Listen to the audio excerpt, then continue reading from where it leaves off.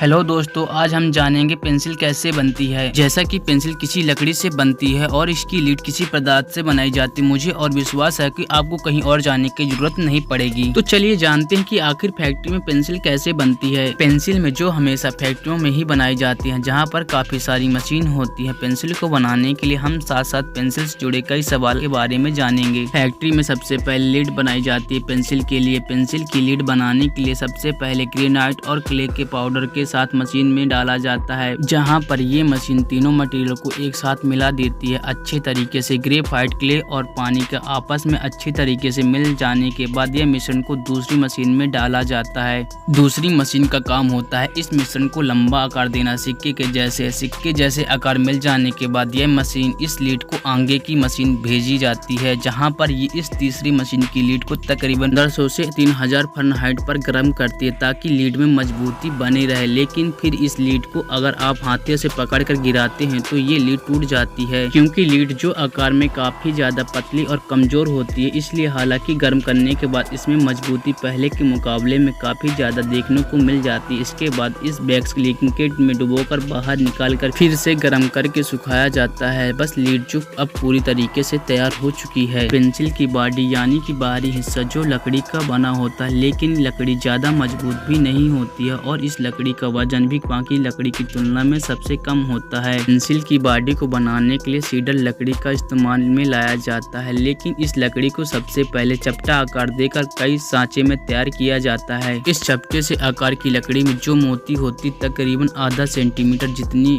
की पेंसिल की मोटाई होती, उतनी लंबाई में पेंसिल की तरह दी जाती है। लकड़ी को आकार देने के बाद इसे मशीन में डाला जाता है, जो इसे चपटी लकड़ी के ऊपर काट देकर नए आकार देती है। इसके बाद इस लकड़ी के ऊपर जहां से थोड़ा छेद होता है वहां पर गोंद लगाया जाता है। मशीन के माध्यम से गोंद लगाए जाने के बाद मशीन में लीड को डाला जाता है, जहां पर दूसरी मशीन इस लीड को लकड़ी के सांचे के ऊपर रखती है और इसके ऊपर चपटी लकड़ी रख देते हैं। इसके बाद इसे ऊपर से कुछ घंटों तक ज्यादा दाब देकर रखा जाता है, ताकि लीड और दोनों लकड़ी आपस में अच्छी तरीके से जुड़ सके। इस लकड़ी को बीचों बीच में से काटकर पेंसिल जैसा लंबा आकार देकर इसकी बनावट को किसी दूसरी मशीन के माध्यम में सुधारा जाता है। पेंसिल के बनने के बाद इसके ऊपर दूसरी मशीन जो पेंट करती है, जिसका काम सिर्फ पेंट करना होता है। पेंट करने के बाद पेंसिल आगे की तरफ दूसरी मशीन में चली जाती है। दूसरी मशीन इसके ऊपर लगे पेंट को सूखने का काम करती है। अगर पेंसिल के ऊपर छोटी सी रबड़ लगानी होती है तो इसके लिए फैक्ट्री में मशीन होती है। पेंसिल के ऊपर से ही पेंट हो जाने के बाद ये पेंसिल खुद ही पहुंच जाता है ऐसी मशीन के पास, जहां पर